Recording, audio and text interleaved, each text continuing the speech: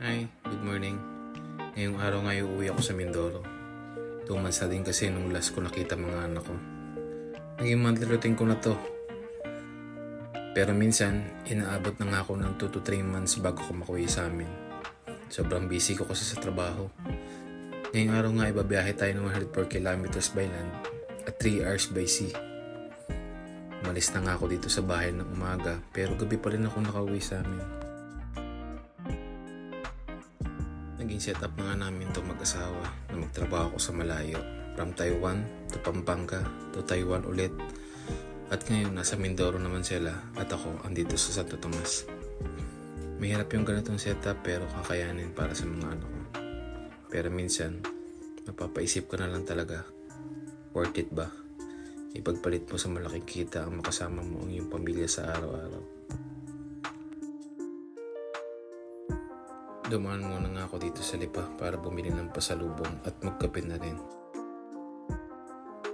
After 1 hour and 30 minutes, nakarating na din dito ako sa Batangas Port. Sa mga riders nga na nagbabalak mag-Mindoro ride, here's a quick tip pag magsasampa kayo ng motor sa barko. First, dito kayo pipila sa Roro. Pag sa Roro kasi, dyan lang napasok yung mga naghahatid sa port, kaya dito kayo pipila sa Roro. Second, hintayin nyo bigyan kayo ng ticket ng guard, saka nyo babayaran sa window na yan. 65 pesos nga pala yung binabayaran ng mga naka 2 wheels lang. After nyo nga magbayad ng 65 pesos, diretso na kayo sa marshalling.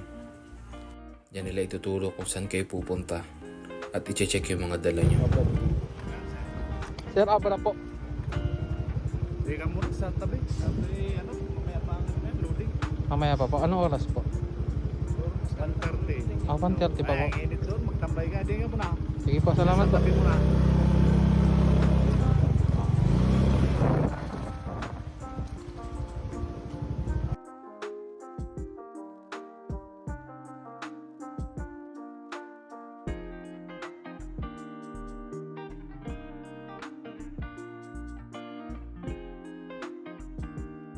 Jokas, dumaong na din yung barko namin.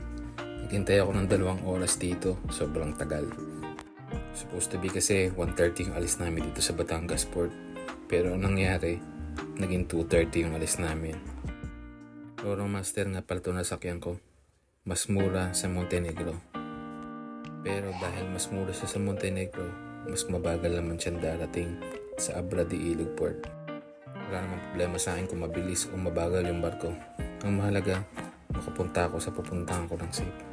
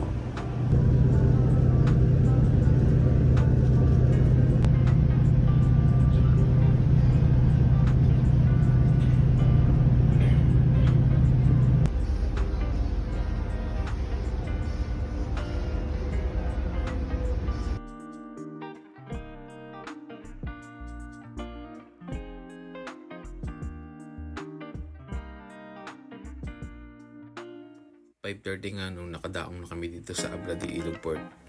Every time nadadaong kami dito, grabe excitement na nararamdaman ko. At yung view ng lugar, grabe talaga. Iba ang Mindoro. Sobrang nakaka-relax mag-drive sa highway ng Mindoro. Dahil lumaki ako sa city na puro traffic, mas nagustuhan ko talaga dito sa Mindoro. Stress-free environment talaga. Kaya tamang desisyon na dito na ako maninirahan hanggang sa tumanda ako. Sa henerasyon natin ngayon, madami na nangangarap ng simpleng pamumuhay. Sariwang hangin, tahimik na buhay, malusog na pangangatawan. Yung iba sa ganong blessings ay masaya na. Hindi na nangangarap ng mga magaganda at malaking bahay o magarbong sasakyan. Simpleng buhay lang na kumpleto ang pamilya, okay na. Minsan mas mayaman pa yung mga taong kontento sa simpleng pamumuhay kaysa mga taong sobrang dami nga ng pera pero hindi naman masaya sa kanilang buhay. Marami sa atin nakakalimutan na natin yung mag-relax at enjoy ng buhay nang dahil sa kayod para sa pamilya. Masyado tayo nakapokus sa karera ng buhay at hindi na natin namamalayan pabawasan ng pabawas yung oras natin sa mundo. Kaya kayo, take a break, spend time with your family. Huwag puro trabaho, enjoy natin yung buhay na binigay sa atin ng Panginoon. Maikli lang ang buhay, kaya enjoy natin ito. Huwag tayong magsayang ng panahon kasi wala namang alam kung anong mangyayari sa atin kinabukasan. Ah, daddy nga! Kaya pala, daddy? Daddy nga!